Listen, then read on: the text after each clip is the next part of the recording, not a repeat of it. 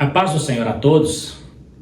Estamos chegando agora à lição de número 12, onde estaremos falando sobre o papel da pregação no culto. Sou o presbítero Marcelo e aqui no canal nós temos comentado a lição de jovens e também a lição de adulto. Você que está chegando agora, quero convidar você a ficar até o final do vídeo para estarmos explanando esse importante assunto.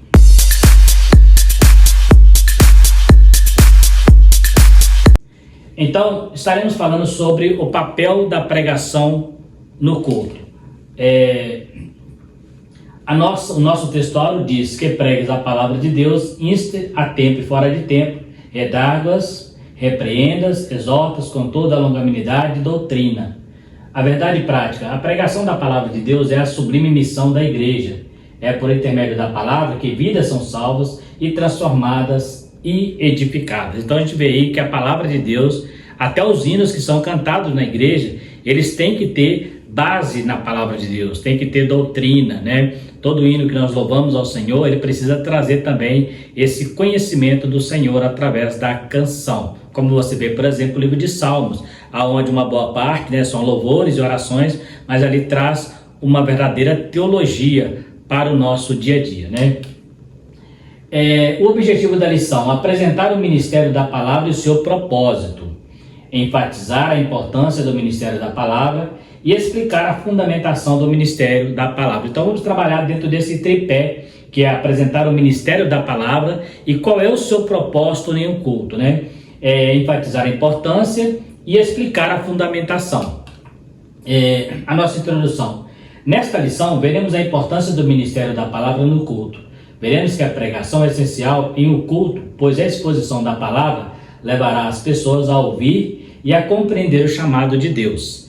Veremos também a função da palavra na educação cristã da igreja e o seu tema principal. Veremos que um culto sem a exposição da palavra, fundamentada na Bíblia, deixa de cumprir um dos seus propósitos, que é o que está dizendo logo acima, né? Deixa de cumprir o propósito de ensinar, né? De levar a igreja a um crescimento espiritual. A igreja só cresce através da palavra, que é o nosso alimento sólido, né? Jesus falou que nem só de pão viverá o homem, mas de toda a palavra que sai da boca de Deus. Então a palavra é o nosso alimento, a palavra de Deus é vida. E quando o culto deixa de existir, essa importante parte, né, da pregação, aonde dá menos ênfase à pregação, naturalmente é uma igreja onde haverá muito movimento, mas nenhum mover do Espírito. Haverá muito barulho, mas nenhuma unção. Por quê? Porque a palavra é que leva as pessoas a se converterem. É através da palavra que nós somos confrontados todos os dias, e reconhecendo a Deus como nosso Salvador, e a nossa fraqueza, a nossa pequenez diante de um Deus tão poderoso que nos salva através da sua santa palavra, né? Então vamos ver aí que a igreja, sem essa pregação, ela deixa de cumprir o seu propósito. O ministério da palavra e seu propósito. A pregação como proclamação. Pregar é proclamar o evangelho, que no grego, isso, né? A pregação tem um propósito de revelar a Deus às pessoas, ou seja, trazer o conhecimento de Deus. Alguns se preocupam demais com erudição, sem avaliar o grupo de ouvintes, né? Outra coisa importante, quando se trata de pregação, o pregador, né, aquele que está pregando no púlpito, ele tem que ter muito cuidado. A gente vê muito exibicionismo dentro de uma teologia, né? Alguns pregadores que eles estão mais preocupados em mostrar o seu conhecimento, a sua erudição, do que levar as pessoas realmente a entender, né, o evangelho de Cristo, que é um evangelho simples, né? A teologia ela é muito boa, a teologia ela nos ajuda no conhecimento, mas para se pregar o evangelho, basta conhecer a mensagem do Calvário. Então a gente precisa ter muito cuidado, né? Não estou dizendo que não é bom, mas se não souber usar, né, se usar no extremo, isso pode ser prejudicial. Há muitos pregadores que preocupam muito mais em mostrar a sua erudição, o seu conhecimento, né? Quem não conhece pregadores que antes de pregar, né, a palavra de Deus diretamente, ele entra por um caminho teológico, usando originais, e ali as pessoas ficam perdidas, né? Porque as pessoas não estão acostumadas com aquele tipo de mensagem, né? Às vezes ali um teólogo ou outro entende, mas a maioria do pessoal não vai entender. Por quê? Porque eles precisam entender o que está sendo pregado. Jesus pregava o evangelho simples, né? Um evangelho que era compreendido pelas pessoas. Então a gente precisa ter esse cuidado. Quando se prega a palavra de Deus, eu tenho que me preocupar muito mais com quem está me ouvindo do que com aquilo que eu vou passar, porque a pessoa que está me ouvindo, ele precisa entender o que eu vou passar. Então, se eu passar qualquer coisa, né, ainda que seja bem pregado, bem erudito, né, mas pode não alcançar o propósito, que é mexer com a vida, né, tocar no coração das pessoas, né? Pregar é proclamar a mensagem de Deus por meio de uma personalidade escolhida para atender às necessidades da humanidade. Então, ou seja, o pregador, essa é a personalidade que é escolhida. Por isso que é importante que a igreja tenha esse cuidado. Não se pode colocar em púlpito qualquer pessoa. Precisa realmente saber se essa pessoa tem o dom da palavra, se essa pessoa realmente vai saber explanar a palavra, para não ficar enchendo, né, como diz um ditado comum, ficar enchendo linguiça, né? Às vezes tem pregadores, principalmente no meio pentecostal, é muito comum para pregadores chegar na igreja, ler um versículo, e quando vai pregar, ele não fala nada daquele versículo, ele simplesmente começa a cair ali no reteté e no movimento, e as pessoas até ficam ali, né, eufóricas, mas quando sai do culto, se perguntar o que foi pregado, muitas vezes as pessoas nem sabem. Se falar para ele o que foi lido no culto, talvez não sabe, só vai falar assim: eu não sei o que aconteceu, mas que foi bênção, foi. Bênção em que sentido? Porque ele sentiu muita emoção, pulou muito, gritou muito, mas não transformou vida de ninguém. Então tem muitos cultos aí que estão desta maneira. As pessoas estão procurando o movimento e não o mover do Espírito, né? Então nós temos aqui os elementos básicos da pregação: a mensagem de Deus, a personalidade humana, que é o pregador, as necessidades desses seres humanos, ou seja, dos seres humanos. Então tem que ter 3 tópicos numa pregação. A primeira coisa é a personalidade. Eu, o pregador, preciso me identificar, né, com a palavra de Deus, preciso principalmente ser exemplo, né, porque as pessoas vão ouvir aquilo que eu prego a partir do meu testemunho, a partir da minha vida de fé, né? Se eu sou uma pessoa que prego algo que eu não vivo, isso dificulta as pessoas me ouvir. Jesus, ele pregava como quem tem autoridade, não como escriba, que era um povo que era desacreditado na sua época por causa das práticas. Pregavam a lei de Moisés, mas não viviam a prática, né? O pregador ele também é a necessidade das pessoas. Então eu preciso avaliar que público estará me ouvindo, né? Qual igreja que estará me ouvindo? Por exemplo, até de uma igreja para outra difere muito, né? Então eu preciso ter um evangelho mais que o feedback seja bem esclarecido, a pessoa possa ouvir a palavra e entender a mensagem, né? E glorificar a Deus por aquela palavra. Ou em alguns casos, né, ele vai ser exortado pela palavra, né? Então observa que Paulo, quando ele pregava, a Bíblia diz que Lídia observava atentamente as palavras de Paulo, e isso veio ao coração dela e ela se converteu. Essas necessidades podem ser percebidas por esses seres humanos, mas certamente são necessidades de Deus para ele. Então, todo ser humano precisa ouvir a palavra de Deus. Todo ser humano, até mesmo que já está acostumado, o cristão, ele precisa estar sempre em contato com essa palavra. Então, muitas vezes, elas podem ser percebidas por esses seres humanos, mas certamente são necessidades que Deus colocou naquele homem, naquela mulher, para que ele busque ao Senhor, a necessidade de buscar a presença de Deus, né? Eu trouxe aqui uma frase do Charles Spurgeon, né, que ele fala assim: as pessoas das ruas não podem aprender o idioma da academia, por isso as pessoas da academia devem aprender o idioma das ruas, né? Quantos pregadores, por exemplo, cita Charles Spurgeon, até para mostrar que conhece, que é erudito, né, na história dos pregadores e tal, mas olha como ele mostra o que deve ser pregado. Charles Spurgeon foi um grande teólogo, né, um grande pregador, né, chamado príncipe dos pregadores, mas ele fala: você tem que conhecer o idioma das ruas. O que ele está dizendo? Que não adianta eu levar para as pessoas aquilo que elas não vão compreender, só aquilo que se prega, né, que se aprende na academia. Então, as pessoas não estão num seminário. Vou traduzir o que ele quer dizer. Não adianta eu levar para as pessoas a minha teologia que eu aprendi na faculdade, mas eu fazer uma faculdade das ruas, entender o que as pessoas... como as pessoas vão me compreender melhor, isso que ele está dizendo. Então não adianta eu querer chegar numa praça pública, por exemplo, ou numa igreja onde as pessoas são simples, não tem muito estudo, e começar a querer falar de originais, de grego, de hebraico, de pais da igreja. Eles vão ficar perdidos, porque eles não sabem o que é isso, né? Talvez numa escola dominical você tenha a facilidade de explicar mais porque lá é tete a tete, é olho no olho. Mas numa pregação expositiva, não, porque a pregação expositiva tem o objetivo de alcançar o coração das pessoas. Então, cuidado, né?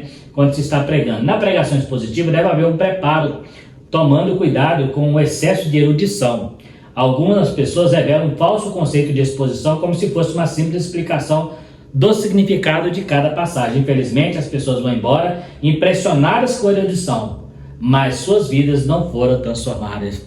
Né? O pregador pregou muito bem. Nossa Deus, que mensagem! Aí você pergunta, mas o que você aprendeu? Ah, eu não sei, só sei que ele domina muito, ele é um camarada muito inteligente, e aí começa os elogios, mas o que surtiu de efeito? Nada, né? Então foi só erudição. É isso que o Charles Spurgeon está dizendo aqui. Então eu preciso aprender a linguagem do público para o qual eu vou pregar, né? Então tem que tomar muito cuidado. Hoje nós temos muitos pregadores aí que querem exibir o seu conhecimento, a sua teologia, a sua retórica para ganhar agenda, né? E não tem compromisso com que as pessoas entendam a verdadeira mensagem. O caso emblemático de Lídia, eu acabei de citar aqui, a Bíblia diz que enquanto ouvia Paulo, seu coração se abriu para a pregação, porque Paulo era um erudito, mas Paulo pregava o evangelho compreensível, porque o alvo de Paulo não era mostrar que ele sabia, não era mostrar que ele conhecia, mas era mostrar que Jesus salva, né? Isso não precisa de erudição, qualquer pessoa semi-analfabeta consegue dizer que Jesus salva, e é o que as pessoas precisam ouvir: Jesus é o Salvador, né? A pregação é muito mais que um simples discurso, ela deve ser inflamado pela paixão de alcançar o coração dos que nos ouvem. Então eu preciso estar pregando, mas o meu foco é as pessoas. Eu não estou preocupado em arrancar glória a Deus e aleluia, né? Eu não estou preocupado com isso. Eu quero que as pessoas convertam ou que mudem seu caráter. Quantas pessoas estão lhe dando glória a Deus e aleluia, mas estão com problemas mal resolvidos na vida, no caráter, na vida espiritual. Ali foi até empolgado, ficou emocionado com a pregação, mas não muda o seu comportamento, né? Então Lídia, enquanto ela ouvia Paulo pregar, diz a Bíblia que ela prestou atenção e aquilo fez com que ela se convertesse, né? A pregação deve despertar fé nas pessoas, porque a fé vem pelo ouvir. Então eu preciso despertar, né? As pessoas falam assim, eu quero entender um pouco mais, né? Eu quero ouvir mais sobre, presta atenção. Quando Paulo pregava em Atos capítulo 17, lá, quando ele estava lá no Areópago, em Atenas, diz a Bíblia que ele pregava, né, sobre o Deus desconhecido, e os filósofos, né, homens eruditos, né, na filosofia, falaram assim, sobre isso queremos te ouvir mais uma vez, queremos te ouvir depois com mais detalhe. Por quê? Porque era interessante a maneira como Paulo pregava. Paulo era um erudito, mas ele pregou o evangelho que despertou curiosidade em um povo que gostava de filosofar, né? Os atenienses gostavam da filosofia. A pregação como instrução. A pregação deve trazer instrução aos que aceitam a Cristo. É uma proclamação da doutrina de uma forma expositiva. Passos importantes na pregação de um texto. Então, primeira coisa que eu preciso entender, o que o texto me informa, né? O que ele diz, né? Então, antes de eu levar uma mensagem, eu preciso entender o que aquele texto está trazendo de informação. Então, eu consegui detectar isso, eu vou para o segundo passo, que é a iluminação. Então, eu já entendi o que o texto diz. Agora, eu preciso entender o que significa, né? O que significa aquele texto. Depois eu venho para a gente chama de incubação.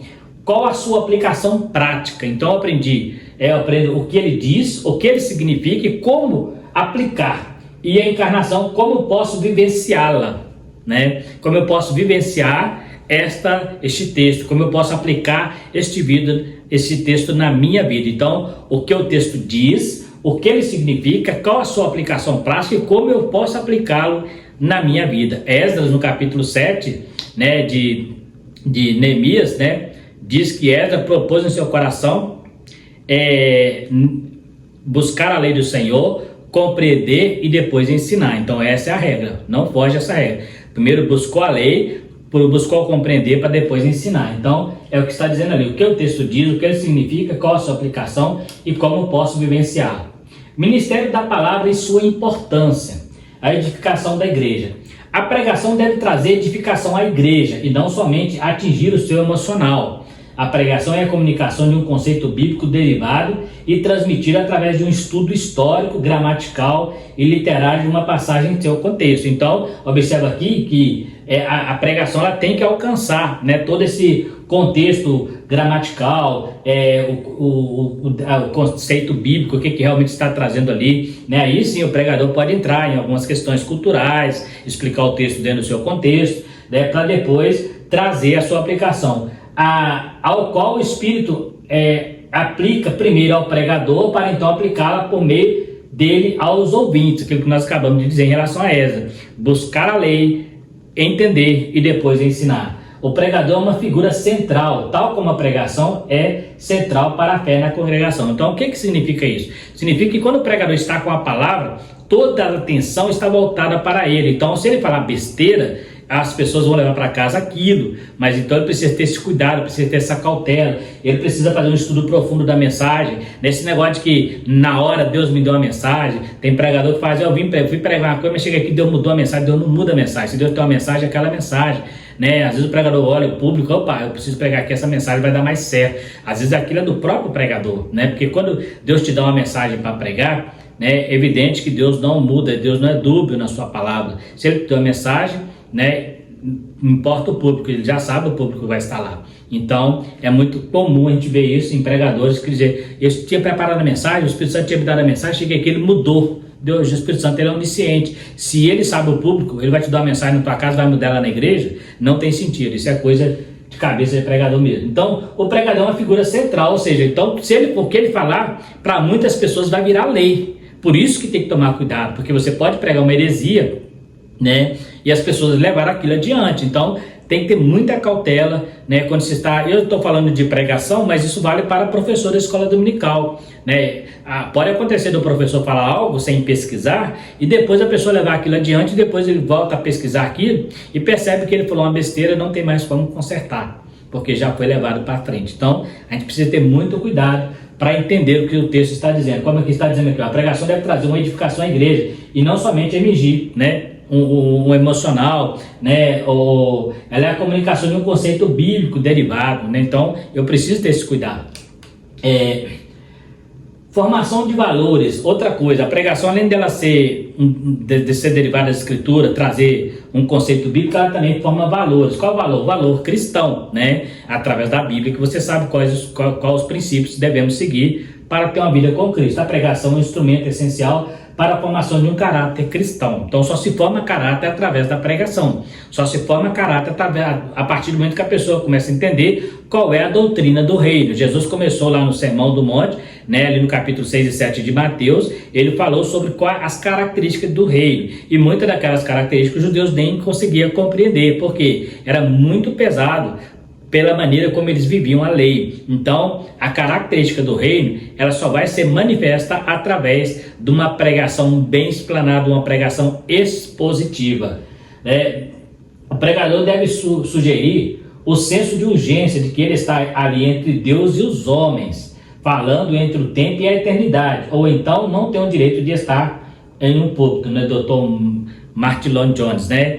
Ele falou essa frase: o pregador deve sugerir o senso de urgência de que está ali entre Deus e os homens. Então ele é o porta-voz, o profeta entre Deus e os homens, né? Está falando dentro do tempo, mas falando também na eternidade. Então, ou aí fecha assim: ou então ele não tem o direito de estar em um púlpito. Ou seja, se ele não consegue compreender que ele é o porta-voz de Deus e que ele está falando de algo que está entre o tempo e a eternidade, ele não tem o direito de estar ali. Então ele precisa entender. Pregação não é aquele negócio assim: eu vou com a cara do camarada, eu vou dar pela oportunidade. Não, eu preciso, antes de eu dar a oportunidade para alguém pregar, eu preciso saber se ele tem condição, se ele é capacitado, se Deus o chamou para esse ministério, e porque ele vai falar para algumas pessoas. Então isso aqui não vale o nepotismo, é porque é meu amigo, porque é meu parente, eu vou colocar no púlpito. Esse é o erro de muitas igrejas, de colocar pessoas no púlpito que não são capazes, de separar pessoas para ministérios que não são a sua característica, não é a sua capacidade, não é o seu dom, né? É igual, por exemplo, o camarada que é pregador, em cima de querer de cantar, né? Se ele for chamado para pregar, ele pode até ter uma boa voz, mas ele não vai ser cantor, né? E da mesma forma, um camarada que é um cantor, o irmão lá aceitou a Cristo, aprendeu a cantar e tem uma bela voz, não quer dizer que porque ele é cantor ele vai ser pregador. Tem pregador que foge à ética, né? Ele quer pregar e cantar, tem cantor que vai cantar e quer pregar também, e às vezes Inclusive, o importante é que até os cantores, né, as músicas não devem ser baseadas nas escrituras, né? Existe muita música por aí que é invencionista de cabeça de cantor que não lê Bíblia, né? Então, tudo isso pode atrapalhar. Então, o doutor Lloyd Jones, né, ele fala o seguinte, que se você não entender que você é um porta-voz entre Deus e os homens, né, e que está entre o tempo e a eternidade, você não deve estar no púlpito. E o que ele está dizendo? Que você precisa entender que você, para estar no púlpito, precisa ser capaz, precisa ter capacidade. Ainda que Paulo fala, a nossa capacidade vem de Deus, mas isso fala também, Jesus falou assim, olha, quando eu for, vou mandar um Consolador, ele vos fará lembrar tudo que eu vos tenho dito. Ou seja, eles passaram por uma escola de 3 anos e meio com Jesus. Então ele falou assim, ele vai fazer lembrar tudo que eu vos ensinei. Ou seja, uma escola teológica que estava gravada no coração dos discípulos, que seriam base para a pregação do Evangelho. Resistindo diante de uma cultura sem Deus. Vivemos em uma época de um verdadeiro assassinato da teologia ortodoxa em nome de uma pós-modernidade corrompida por ideologia que exclui Deus e sua doutrina. Jesus chamou a geração do seu tempo de uma geração perversa. Se Jesus estivesse hoje aqui, eles chamariam de uma geração endemoniada. Por quê? Porque se na época dele, que existia muita gente, ainda que não aceitava a Cristo, ainda existia muito pudor, hoje nós temos visto, né, o aumento do pecado, né, a imoralidade, né, a sensualidade, né, as drogas, o mundo está entregue, a coisa aumentou muito mais. Hoje, se a geração naquela época era perversa, imagina hoje, né, as pessoas que estão ouvindo a palavra de Deus estão desdenhando da palavra, não estão dando crédito, estão olhando mais para outro lado e não em direção ao céu. As pregações, as igrejas, né, têm colocado muito homem no centro, ao invés de colocar a Cristo. Então hoje está a mesma coisa, e podemos dizer até pior do que na época de Cristo, porque na época de Cristo ele chamou de geração perversa, mas ele estava falando para os judeus que já conheciam a lei. E hoje que tem pessoas que não conhecem nem a lei, não conhecem a Bíblia, não conhecem nada e não faz questão nenhuma de conhecer, né? Então é muito complicado. O ministério da palavra e sua fundamentação deve ser cristocêntrica, acabei de dizer, né? Se eu não prego Cristo, se eu estou pregando, tem pregador que ele faz mais pregação, ele parece mais um contador de história, tem pregador que parece mais psicólogo, né? Ele traz mais palavras de autoajuda, usa muito mais comentários de psicólogos do que próprios teólogos. Ele é um palestrante, ele não traz um evangelho genuíno. Então tem que tomar cuidado com o que está pregando, né? Com quem está no púlpito ali levando a palavra. Não estou dizendo que isso não é válido, isso ajuda às vezes você entender um pouco dessa área, mas isso não pode ser o centro, porque a pregação tem que ser cristocêntrica. Cristo no centro. Você tem que começar na introdução, no princípio, meio e fim. Cristo tem que aparecer.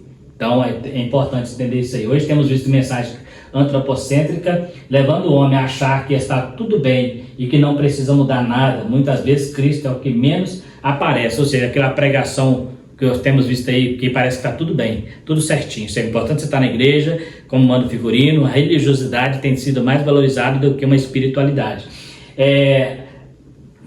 Há pecado, mais uma frase de Spurgeon, há pecado até na nossa santidade. Olha que interessante isso aqui. Há pecado até na nossa santidade, há incredulidade na nossa fé, há ódio no nosso próprio amor, a lama da serpente na mais bela flor do nosso jardim. Então o que ele está dizendo? Que por mais que você esteja na igreja, há pecado até na nossa santidade, né? Há ódio até no nosso amor e na nossa fé há incredulidade. Ele está dizendo que ainda isso é trabalhado, isso é processo na nossa vida. Isso que ele está dizendo. Então se você é santo, não quer dizer que você é perfeito. Mas por isso que há pecado na santidade. Se você ama, não quer dizer que você está amando o tempo todo. Vai ter momentos que você vai ter ódio, né? E fala que a lama, aqui ó, essa palavra, a lama até na bela flor do nosso jardim. Então é uma maneira que ele está dizendo que o homem está num processo e que esse processo precisa cada dia mais ser melhorado. Então se você quer ser um bom pregador, quer expor a palavra de Deus, você precisa ter esse cuidado. Há pecado na santidade, há ódio no amor, há incredulidade na fé e a lama na mais bela flor do nosso jardim. São frases do pregador, nós falamos aqui, Charles Spurgeon, príncipe dos pregadores. Dever de ser bíblico. Alguns pregadores tornam palestrantes de autoajuda, outros são animadores de plateia. Esse aqui é o pior. Aqueles pregadores que gostam de fazer barulho, né? Eles gostam de fazer a igreja rodopiar. e a igreja cai ali no barulho e chega um momento que a igreja não consegue ouvir o que ele está dizendo e nem ele, né? Então termina perdendo a essência da pregação, porque envolve tanto no poder ali, né? Não estou dizendo que isso é ruim, desde que haja equilíbrio. Paulo, ele foi muito claro sobre isso, né? Até em questão de falar em língua, ele fala, se eu falar só língua estranha no público, vai entrar em doutos, vai dizer que eu estou louco. Então, o que ele está dizendo? Que eu preciso falar. Ele fala assim, eu prefiro falar 5 palavras com entendimento do que 1000 em outras línguas. Então a mesma coisa. Então existem muitos pregadores que eles são animadores de plateia, né? Quem não conhece aquele pregador que fica mandando dizer isso, manda dizer aquilo, manda dizer aquilo outro, fala isso pro teu companheiro, fala aí seu grupo de cada glória, de lá da aleluia, né? E faz aquele reboliço na igreja, mas quando vai explanar a palavra não tem conteúdo, não tem Cristo, não tem mensagem, não tem transformação, não há confronto contra o pecado. Entendeu? Então, infelizmente, esses pregadores têm ganhado terreno no meio do cristianismo, né? E muitas vezes você vai olhar pregadores como Jonas Edwards. Olha a mensagem que mais deu fama para Jonas Edwards: pecadores na mão de um Deus irado, né? Imagina, todo mundo prega um Deus de amor. Jonas Edwards mostra pecadores na mão de um Deus irado. Então tem que tomar cuidado. Outros mais preocupados com barulho em detrimento de um verdadeiro avivamento. Alguns pregadores parecem mais psicólogos do que teólogos. São muito bons em frases de efeito, parece um Shakespeare, né? Aqueles pregadores que gostam de trazer frases de efeito. Temos vivido a época agora que tem pregador que começou a citar escritores que não são cristãos, porque tem frases, inclusive Shakespeare, né? Tem muitas frases bonitas de Shakespeare, os pregadores começaram a citar isso. Contanto você quer ser um bom poeta, cita provérbios. Tem poemas mais saudáveis e mais santos do que provérbios, que foi inspirado pelo Espírito Santo. Quer ser poeta? Então cita provérbios. Quer ser um bom cantor? Cante salmos, né? Mas não, eles ficam pegando coisas paralelas e colocando paralelo à Bíblia, né? Então é muito perigoso você começar a usar frases de efeito para atrair as pessoas, né? Principalmente no Evangelho Coach, tem muitas frases de efeito que não são bíblicas e não tem base teológica, mas aparentemente são muito bonitas e atrai, né, a atenção das pessoas. E algumas pessoas falam, o camarada, ele realmente é um camarada estudado, ele conhece Shakespeare, ele conhece, né, o Aristóteles, ele conhece Platão, né? Aí quando vai para a Bíblia, o que ele conhece de Bíblia? Quase nada, porque é uma pessoa que está preocupando mais em impressionar as pessoas. Nesta lição, constatamos que a igreja precisa manter-se fiel ao ministério da palavra. Isso só pode ser feito por meio da pregação genuinamente bíblica, que reflita os valores do reino de Deus. Para isso não há atalhos. Numa cultura cada vez mais hostil à fé cristã, a igreja necessita proclamar a verdade do reino por meio da poderosa pregação da palavra de Deus. Então você vê aí a importância da pregação da palavra, né? Toda igreja que se preze, a palavra é prioridade, a palavra é que dá o andamento do culto, é a palavra que puxa o carro, né? Tem cultos, por exemplo, que quem puxa o carro é os cantores, é o louvorzão, é aquele povo que gosta da música. E já vi casos de pessoas de louvor, que após o louvor, quando vai pregar a palavra, eles vão para fora da igreja, vão ficar lá fora batendo papo. Já vi casos assim, aqueles que levam a igreja ao emocional, que levam a igreja à histeria, né? E a igreja fica ali no louvorzão, mas não, que é a palavra, muitos cantores vão lá para fora. Não estou dizendo que são todos, né? Há cantores que realmente têm compromisso com a pregação, têm compromisso com a mensagem, com a música que estão cantando. Mas cuidado, porque o que tem que ser o carro-chefe de um culto é a exposição da palavra. Isso é muito claro. Você lê lá o livro de Atos dos Apóstolos, você vai ver o tempo todo o apóstolo Paulo pregando, você vai ver o tempo todo Pedro pregando a palavra de Deus. Até diante do milagre, ele fala, isso é Jesus, isso não somos nós, foi Jesus quem fez. Então sempre o centro era Cristo. Não é há pouco tempo eu ouvi um pregador falando que foi expulsar um demônio e que o nome de Jesus não foi suficiente. Ele teve que usar a sua consagração, porque o nome de Jesus não foi suficiente. Olha que ponto chega algumas pessoas, alguns pregadores. Então é importante entender, quando eu falo pregador, que não estou falando pregadores só de renome. Qualquer tipo de pregador que suba no púlpito precisa ter compromisso com a pregação da palavra. Não pregue algo que você não entenda, não pregue na igreja o achismo. Vá pesquisar, vá buscar, né? Peça ajuda, mas não seja displicente com a pregação da palavra, né? Seja atento, né? Às vezes você pode pegar um texto ali, isolar ele E quando você vai ver, o texto não está dizendo nada daquilo que deveria ser dito. O texto ele precisa ser compreendido. Então seja uma pessoa que prega uma mensagem saudável, né? Quando vai pregar, as pessoas ficam atentas, entendam e até desperta a curiosidade para conhecer um pouco mais do assunto, como aconteceu com os atenienses. Sobre essa coisa te ouviremos mais uma vez, te ouviremos outra vez, porque queremos entender melhor essa questão desse Deus aí. Olha para você ver, e Paulo, ele não pregou contra a idolatria. Paulo não falou que tinha que derrubar os altares. Paulo simplesmente falou assim: o altar ao Deus desconhecido, este Deus que vós honrais, não conhecendo é o que eu vos anuncio, o Deus que criou os céus e a terra. E a partir dali, Paulo começa a explanar o evangelho no Areópago, um lugar que só tinha pessoas eruditas, filósofos, estoicos e epicureus estavam ali reunidos, porque segundo a Bíblia diz, eles não faziam outra coisa a não ser dizer e ouvir novidade. E aparece quem? A novidade do evangelho, a verdadeira nova. E Paulo estava ali com sabedoria, com humildade, mas capacitado pelo Espírito Santo para pregar a palavra de Deus. Então é interessante entendermos que pregação da palavra de Deus não pode ser de qualquer maneira, ela precisa alcançar as almas. Se não alcançar as almas, se não alcançar o coração das pessoas, está faltando algo, está faltando essência nessa palavra. Então está aí mais uma lição onde temos aprendido sobre a pregação da palavra de Deus, né? E aqui falamos sobre pregadores.